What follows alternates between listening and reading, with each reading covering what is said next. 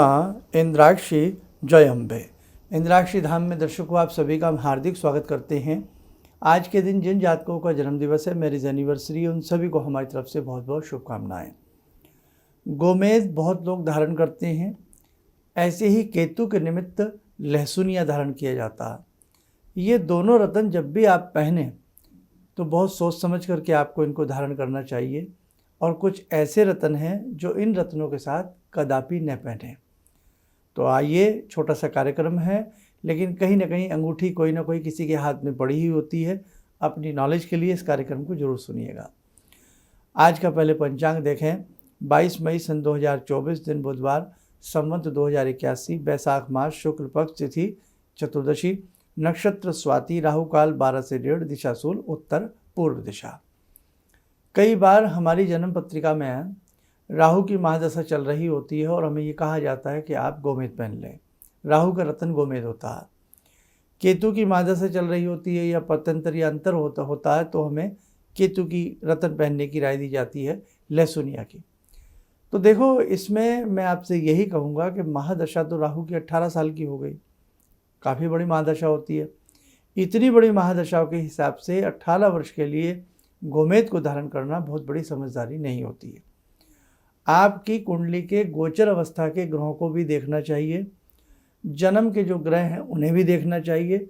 उसके पूरे आधार को निकाल करके फिर निर्णय लेना चाहिए कि आपको किस रत्न की ज़रूरत है। हर व्यक्ति की जन्म पत्रिका में उसका एक भाग्य रत्न होता है। हम लोग जब वैदिक जन्म पत्रिकाएँ आपको देते हैं तो उसमें भाग्य रत्न का भी जिक्र करते हैं। और जब आपकी कुंडली या हाथ देखा जाता है उसमें भी आपके भाग्य रत्न का जिक्र होता है।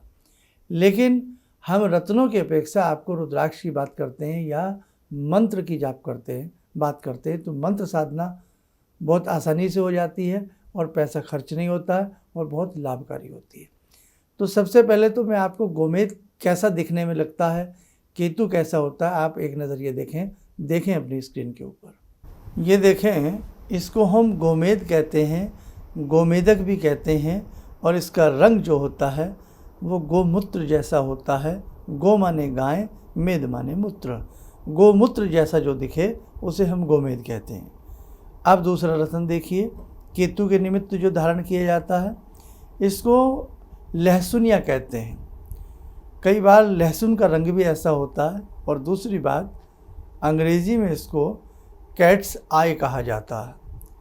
बिल्ली की आँख जैसा जो रत्न दिखे वो लहसुनिया कहलाता है। ठीक है, तो ये तो इन रत्नों की बात हुई। अब इन रत्नों में क्वालिटियाँ बहुत अच्छी भी आती हैं, कमज़ोर भी आती हैं। लेकिन कुल मिलाकर के गोमेद हो या आपके लहसुनिया हो, ये बहुत ज़्यादा महंगे नहीं होते। महंगे रत्नों में आपका पुखराज है, डायमंड है, नीलम है, ये महंगे रत्नों में आते हैं। अदरवाइज़ तो सभी रत्न बहुत रीज़नेबल प्राइस में मिल जाते हैं। सभी रत्नों के उपरत्न भी होते हैं। अब हम बात कर रहे थे गोमेद की। तो कदापि इस नियति से कोई भी गोमेद धारण ना करे कि मुझे राहु की महादशा आ गई है और तो मैं इसको 18 साल के लिए गोमेद पहन लूँ। अब मुझे केतु की महादशा आ गई है तो मैं लहसुनिया पहन लूँ। ये धारणा बहुत अच्छी नहीं है। बाकी देखो भैया, अपना अपना गणित है। हमारे हिसाब से आपकी पूरी जन्म पत्रिका का अवलोकन किया जाए, आपका पूरे चार्ट देखे जाएं, उसके बाद उस आधार पर किस प्रकार के रत्न की आपको ज़रूरत पड़ती है तब आप उस रत्न को धारण करेंगे। या आपके भाग्य का रत्न क्या है। कुछ लोग त्रिकोण के रत्न के धारण कराते हैं, जैसे प्रथम भाव के हिसाब से कुछ लोग धारण कराते हैं, कुछ पंचम और कुछ भाग्य भाव नवम भाव के हिसाब से भी रत्न पहनने की राय देते हैं। वो अपनी बात, सबकी अपनी अपनी जगह सही है। लेकिन गोमेद को प्रॉपरली अपनी महादशा के अकॉर्डिंग पहनना ये बहुत बड़ी समझदारी नहीं है। अब दूसरी बात क्या है कि कई बार आपके लिए गोमेद हानिकारक भी सिद्ध होता है, कई बार आपके लिए लहसुनिया हानिकारक भी सिद्ध होता है। आपकी कुंडली में केतु की पोजीशन कैसी है, केतु की डिग्री क्या है, केतु कहाँ के स्वामी आपकी कुंडली में बन रहे हैं, राहु कहाँ के स्वामी आपकी कुंडली में बन रहे हैं। अब हमारा जीवन है, वो जीवन हमारा टाइमली एज के अकॉर्डिंग हमारी आवश्यकताएं अलग अलग हो जाती हैं। जब हम पढ़ रहे होते हैं हम स्टूडेंट होते हैं, वहाँ हमारा पंचम भाव बहुत बड़ी वैल्यू रखता है, प्रथम भाव भी हमारा वैल्यू रखता है। अब वहाँ उस वक्त में हमें पंचम भाव से संबंधित या विद्या से संबंधित हम रत्न धारण करें। विवाह शादी की जब बात आती है तो सप्तम भाव पे दृष्टि जाएगी, चतुर्थ भाव पे दृष्टि जाएगी। यदि हम किसी जॉब की बात करते हैं, स्वास्थ्य की बात करते हैं, व्यापार की बात करते हैं, विदेशाटन की बात करते हैं, तो सबके अलग अलग हिसाब कुंडली में बने हुए हैं। उस हिसाब से रत्न पहना जाएगा तो आपको ज़्यादा सूटेबल रहेगा। ठीक है। अब गोमेद के साथ भूल कर भी आप माणिक्य धारण न करें। गोमेद किस उंगली में पहना जाता है? मिडल फिंगर में गोमेद पहना जाता है, सबसे बड़ी उंगली में गोमेद को धारण किया जाता है। और यदि गोमेद के बराबर में कौन सा रत्न पहना जाएगा? मूंगा पहना जाएगा। तो ये बहुत बड़ी गलती हो जाएगी कि आपने उसी मिडल फिंगर में गोमेद पहना, रिंग फिंगर में आपने मूंगा पहन लिया है। और गोमेद राहु के लिए है, मूंगा मंगल के लिए है। और वैसे भी राहु और मंगल आपस में शत्रु हैं। तो आप दो शत्रु रत्न यानी कि इस प्रकार का कोई भी रत्न गोमेद के साथ धारण न करें जो गोमेद से मेल नहीं खाता।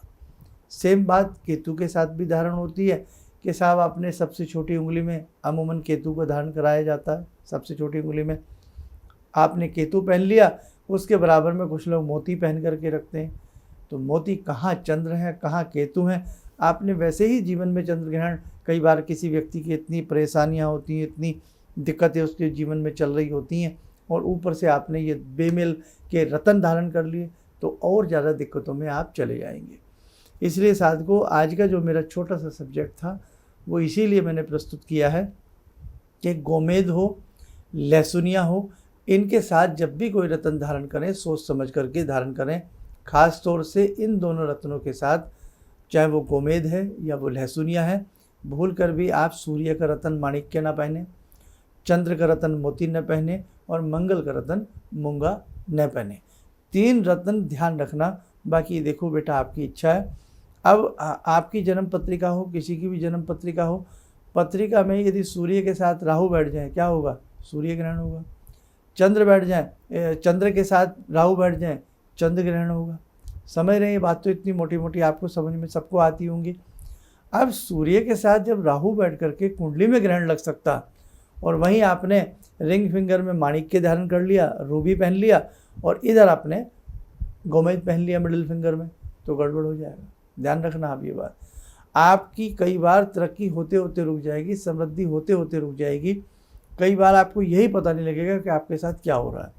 इसलिए बेटा, ख़ास तौर से ये दोनों रत्न तो ऐसे ही हैं। और नीलम के बारे में भी आपको मैंने पहले विशेषांक में बताया है कि नीलम बड़ा सोच समझ करके किसी अच्छे मर्मज्ञ को अपनी जन्म पत्रिका या हाथ की रेखाएं दिखा करके हमें नीलम को धारण करना चाहिए। हाँ, इनकी जगह कुछ जड़ियाँ आती हैं। जैसे गोमेद की जगह श्वेत चंदन को नीले डोरे में पहनने की राय दी जाती है, तो आप वो गले में पहन सकते हैं, दाहिनी बाजू पर बांध सकते हैं। और यदि आपने नीले डोरे में, जैसे गोमेद के लिए आपने क्या किया, सफ़ेद चंदन धारण कर लिया नीले धागे में, और फिर आपने सूर्य का रत्न भी पहना हुआ है, फिर उतनी हानि आपको नहीं है, वो कोई आपको दिक्कत वाली बात नहीं है, क्योंकि वो आपने जड़ी धारण करी है।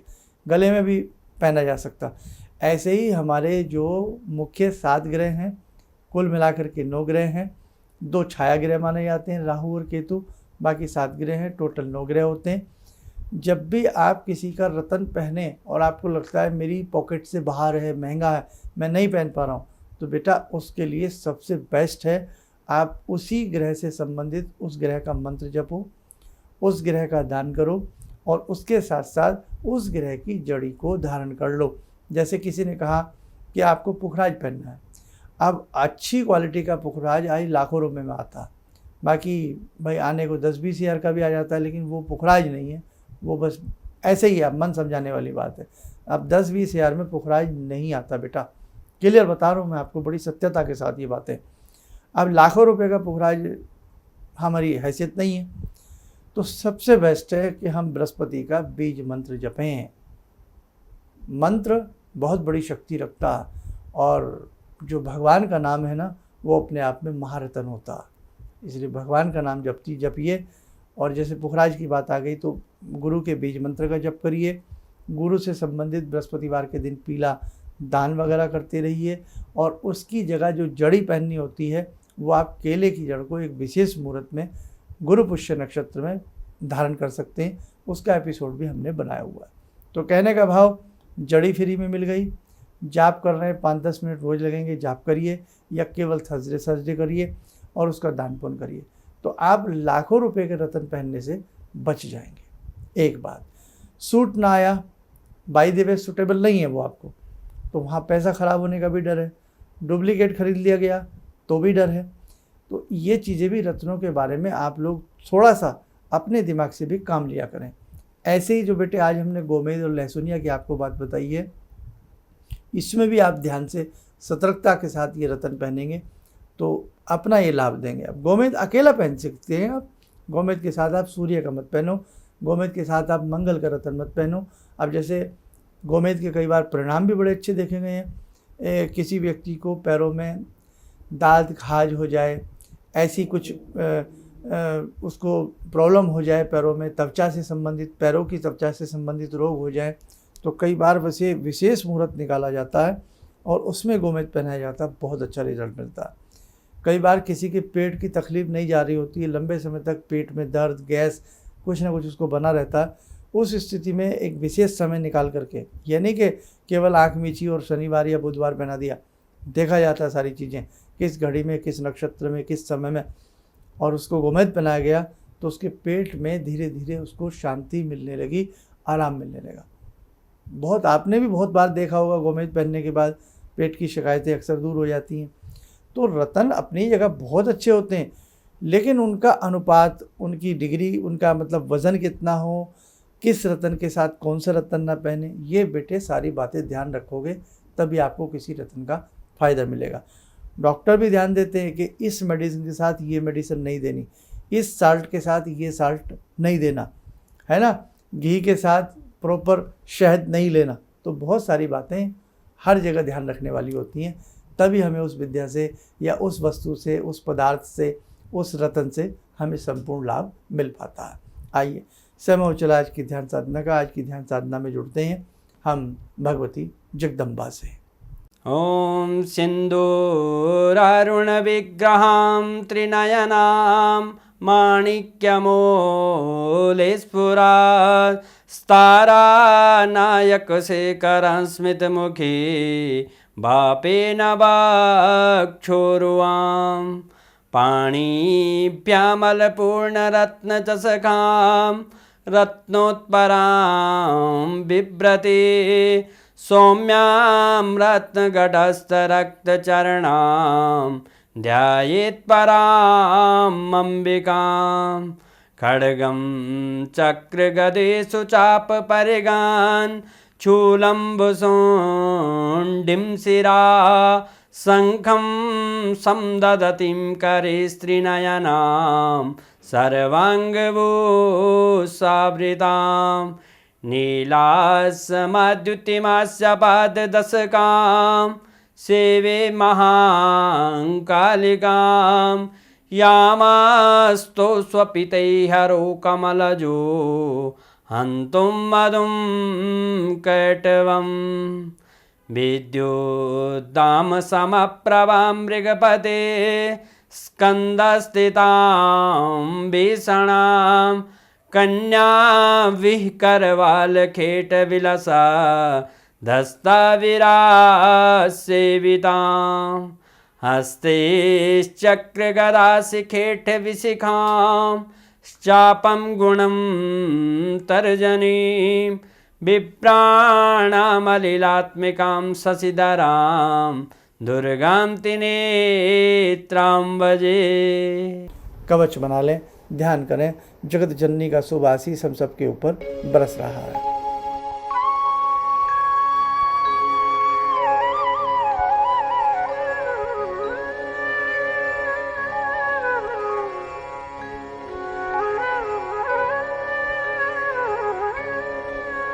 ओम बोलते हुए नेत्र खोलें, सामान्य हो जाए। देखो साधकों, आगे आने वाले समय में कुछ बड़ा कार्य संस्थान की तरफ से हम सब मिलकर के विशेष साधना की आपसे बात करेंगे। उसमें आप बढ़ चढ़ करके भाग लेने का प्रयास करना, ताकि भगवती जगदम्बा की कृपा आपको मिले और आपके सारे कार्य सिद्ध हों। आप स्वस्थ रहें, सुखी रहें। इन्हीं शुभकामनाओं के साथ हम अपनी वाणी को विराम देते हैं। जय जय अम्बे। मेरी बहुत दिन से दिली इच्छा थी कि आप जैसे कोई मुझे धर्मात्मा पर महापुरुष मिलें और मैं वहाँ जाके जुड़ के और देश समाज से के लिए कुछ कर पाऊँ। कई चीज़ें हैं समाज में, समाज सेवा में भी मन में वो शांति नहीं मिली, जैसे आप समझ सकते हैं कि बहुत सारी गड़बड़ियाँ भी रहती हैं। आज का अनुभव यही है कि मुझे आस लगता है कहीं सही रास्ता मिल गया है, सही मंजिल मिल गई है। जो मैं करना चाहती थी शायद अब मैं कर पाऊँगी। किसी भी समस्या के समाधान के लिए मिले प्रसिद्ध हस्तरेखा एवं वास्तु विशेषज्ञ प्रोफेसर धर्मेंद्र शर्मा जी से। नोट: शिविर में भाग लेने हेतु एवं व्यक्तिगत रूप से मिलने के लिए कॉल करने का समय सुबह 10 बजे से शाम 6 बजे तक। हमारे विभिन्न ज्ञानवर्धक कार्यक्रम देखने के लिए आप हमें अभी सब्सक्राइब करें, बेल आइकन को प्रेस करें ताकि आप देख सकें हमारा कार्यक्रम सबसे पहले। और अधिक जानकारी के लिए फेसबुक पेज को लाइक करना न भूलें।